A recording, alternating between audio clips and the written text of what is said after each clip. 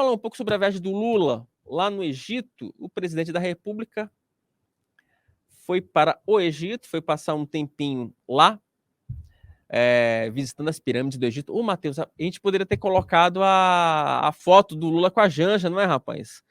Separa aí, Matheus. Dá uma separada aí enquanto eu falo da viagem, faço um resumo da viagem do presidente Lula lá para o Egito, tá bom? O presidente Lula voltou a atacar Israel durante o encontro com o ditador egípcio Abdel Fattah al-Sisi, lá no Cairo. Em declaração à imprensa, o petista disse que Israel tem a primazia de não cumprir decisões proferidas pela ONU. Matheus, temos esse VTzinho, por gentileza? Tratamos também da trágica situação humanitária da faixa de Gaza. De qualquer ângulo que se olhe, a escala da violência cometida entre os 2 milhões de palestinos em Gaza não encontra justificativa. Sempre vimos o Egito como um ator essencial na busca de uma solução para o conflito entre Israel e Palestina. Expressei a gratidão ao meu governo, ao presidente al-Sisi, pelo seu engajamento pessoal na repatriação dos brasileiros. É urgente estabelecer um cessar-fogo definitivo que permita a prestação de ajuda humanitária sustentável e desimpedida, imediata e incondicional liberação dos reféns. O Brasil é terminantemente contrário à tentativa de deslocamento forçado do povo palestino. Por esse motivo, entre outros, o Brasil se manifestou em apoio ao processo instaurado na Corte Internacional da Justiça pela África do Sul. Não haverá paz sem um Estado palestino convivendo lado a lado com Israel, dentro de fronteiras mutuamente acordadas e internacionalmente reconhecidas. Essa não foi a única crítica do presidente Lula à política de Israel. Matheus, solta a outra manifestação do Lula, por gentileza. O ataque do Hamas, dia 7 de outubro, contra os civis israelenses é indefensável e mereceu veemente condenação do Brasil.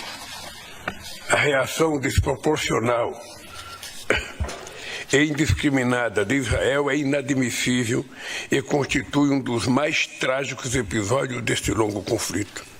As perdas humanas e materiais são irreparáveis. Não podemos banalizar a morte de milhares de civis como um mero dano colateral. Tá aí. Deixa eu trazer ele, Duda Teixeira, nosso analista de internacional, o homem que mais entende das coisas de fora desse país. Duda, seja muito bem-vindo, querido. Oi, Wilson, obrigado pelo convite, sempre um prazer estar aqui no meio-dia. E aí, Duda? Dá para falar alguma coisa sobre essas manifestações do presidente da República? Bom, eu já estava dizendo aí que vinha bobagem, né? Que vinha atrapalhada.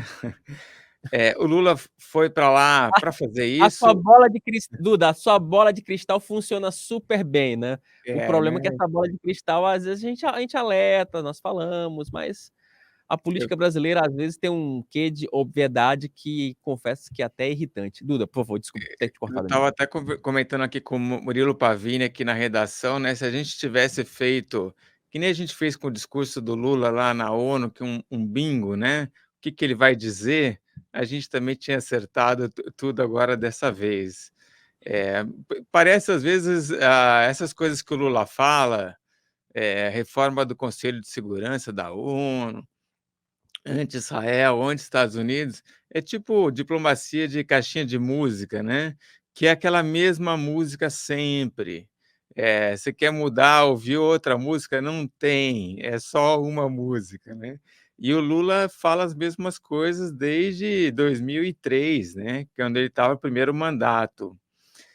Mas aí, essa segunda frase que você colocou, vale uma observação, porque é o seguinte, a gente tem uma lógica aí, né? O Lula fala, o ataque do Hamas a Israel é indefensável, né? Então, nós condenamos o ataque de Israel. Mas a resposta... nós condenamos o ataque do Hamas a Israel, mas a resposta de Israel é desproporcional e indiscriminada. Então, olha só, ele fala: o Hamas fez coisa errada, mas Israel fez muito pior, né? Então, ele tem uma régua completamente distorcida. E quando ele acusa Israel de fazer um ataque indiscriminado, ele está falando fake news, né?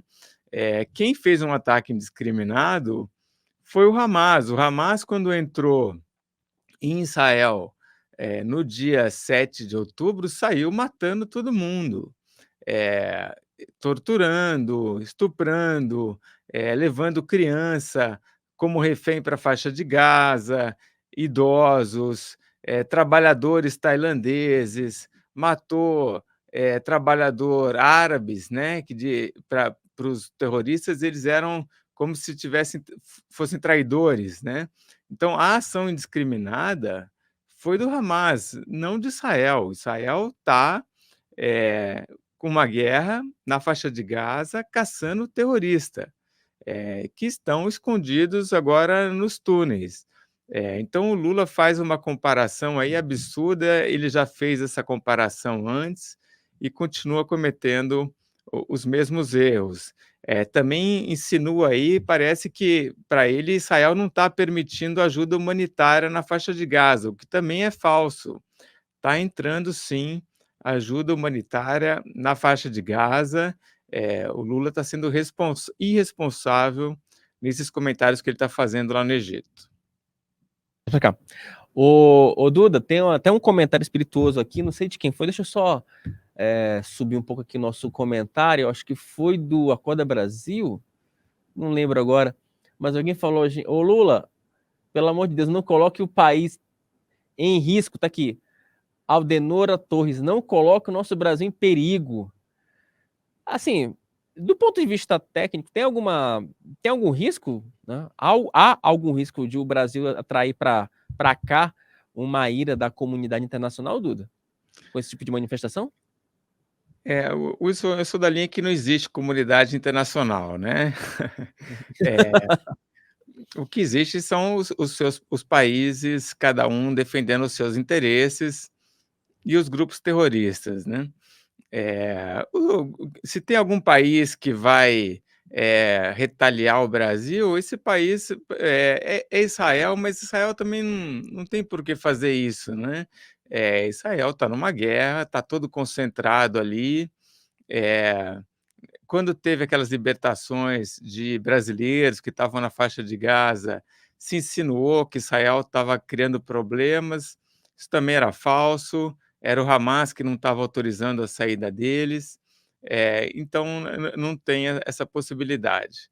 Ah, Agora, a gente tem. O que é interessante também a gente notar, bom, o Lula está no Egito, o Abdul Fattah al-Sisi é um ditador, ele é o sucessor do Mubarak, que ficou lá várias décadas, e o Lula vai lá e joga essas críticas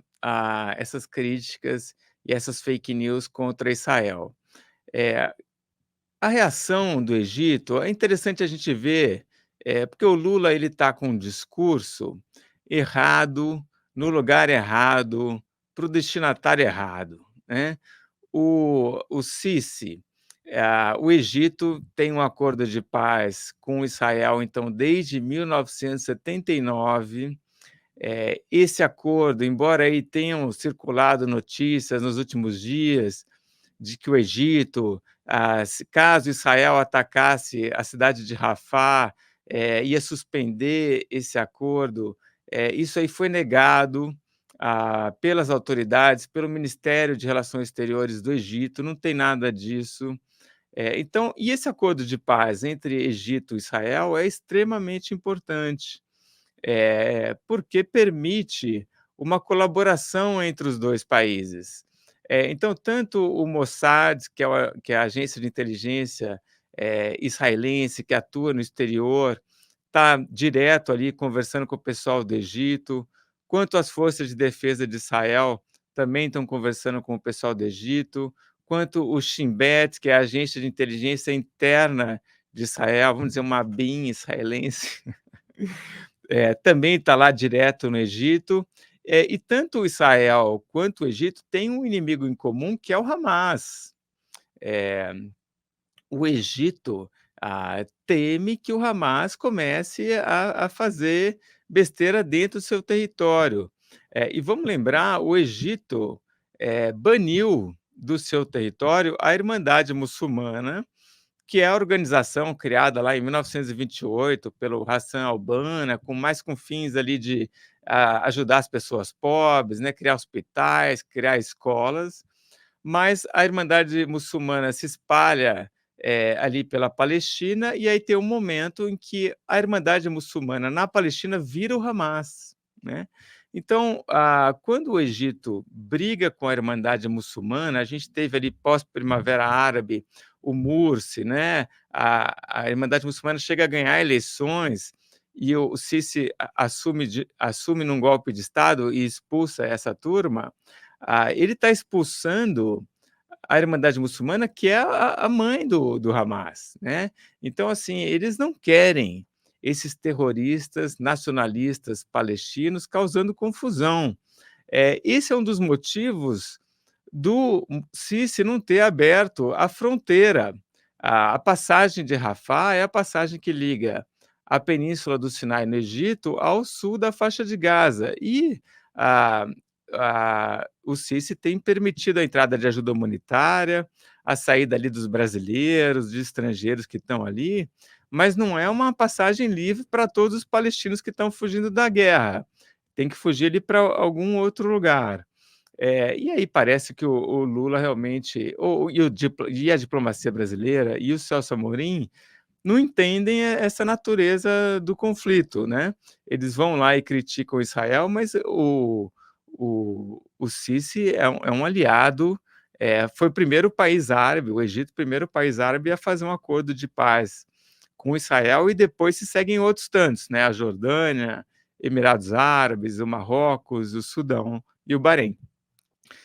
Então, enfim, de novo, é um discurso errado para a pessoa errada no lugar errado. Aproveitando essa frase do Duda, né, que acaba, né, acho que resumindo bem essa história, que às vezes o Lula está no local errado, na hora errada, falando as coisas erradas, temos mais 2 manifestações do presidente da República em pronunciamento hoje pela manhã. Matheus, solta o primeiro, por gentileza. O Brasil foi um país que condenou de forma veemente a posição do Hamas no ataque a Israel e ao sequestro de centenas de pessoas. E nós condenamos e chamamos o ato de ato terrorista. Mas não tem nenhuma explicação o comportamento do Israel, a pretexto de derrotar o Hamas, está matando mulheres e crianças, coisa jamais vista em qualquer guerra, sabe, que eu tenha conhecimento. Matheus, então temos outro trecho, né, Matheus? Espera, deixa eu comentar isso aí, vai. Opa, parou. Lembrei do João Kleber. Para. Duda, por favor, fica à vontade. Eu acho ótimo trazer esses trechos aí para eu comentar em cima da hora, mas deixa eu falar, né? Não, mas Desculpa, seguinte, Duda. o que o Lula está falando também é um outro absurdo. Então é a primeira guerra no mundo em que crianças e mulheres são mortas, é isso? Não, né? Toda guerra tem efeitos colaterais, a população sofre, você tem deslocamento de pessoas. Agora, também é errado o Lula dizer que Israel está forçando o deslocamento das pessoas. O que Israel fez, isso foi no começo do conflito, foi, olha, nós vamos agora atacar a cidade de Gaza, a faixa de Gaza tem várias cidades, a cidade de Gaza é uma delas, e Israel pede para a população, avisa a população para sair dali. Agora, dizer que isso é um deslocamento forçado de pessoas e que isso é um crime contra a humanidade, um genocídio, qualquer coisa, não, é exatamente o oposto. Foi para preservar a vida das pessoas que Israel fez isso. Matheus, vamos colocar aí o último trecho do vídeo e aí em seguida, Duda. Já emenda, já Tá. pega a direção da casinha aqui do nosso avião e vai que vai, querido. Matheus, solta o vídeo.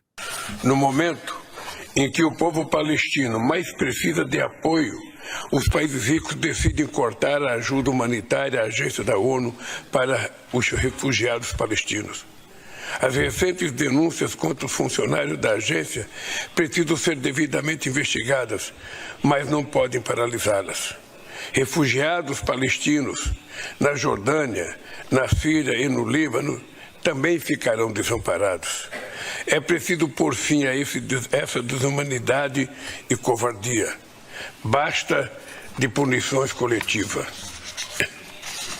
Meu governo fará um novo aporte de recursos em rua e exortamos todos os países a manter e reforçar suas contribuições.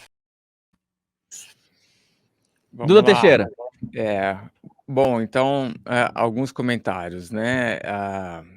É verdade que países ricos suspenderam o apoio financeiro à agência da ONU para os refugiados palestinos. Isso aconteceu porque integrantes, funcionários da UNRWA, que é o nome dessa agência, participaram diretamente do ataque a Israel, né? Também a gente teve vários relatórios de ONGs mostrando que esses funcionários da UNRWA apoiam, ensinam o antissemitismo e festejaram o atentado depois. Agora, aí, tendo isso, o Lula também diz ali, refugiados da Síria, da Jordânia e do Líbano também vão ser prejudicados e que isso é uma punição coletiva. Bom, isso é falso. Essas pessoas não são refugiados, eles não fugiram de guerra nenhuma. Os refugiados, assim como não tem refugiado que estava sendo atendido pela UNRWA na faixa de Gaza, refugiado é quem foge de uma guerra, e as pessoas, tanto que na faixa de Gaza, quanto na Cisjordânia, ou na Jordânia, ou no Líbano, ou na Síria, são, na verdade, descendentes, netos desses refugiados. E muitos desses lugares, a UNRWA, ela não é essencial. Ela faz um papel, muitas vezes, que vai em paralelo com o que já existe. Então, você tem uma escola na Jordânia e, do lado, você tem uma escola da UNRWA. Então, você pode muito bem fechar essa escola da UNRWA ou mudar para que seja outra agência ou outra organização que assuma aquilo lá, mas que pare de ensinar as pessoas de que Israel tem que ser destruído ou de que elas vão um dia voltar para Israel, porque isso nunca vai acontecer. Então, outra bobagem aí que o Lula falou.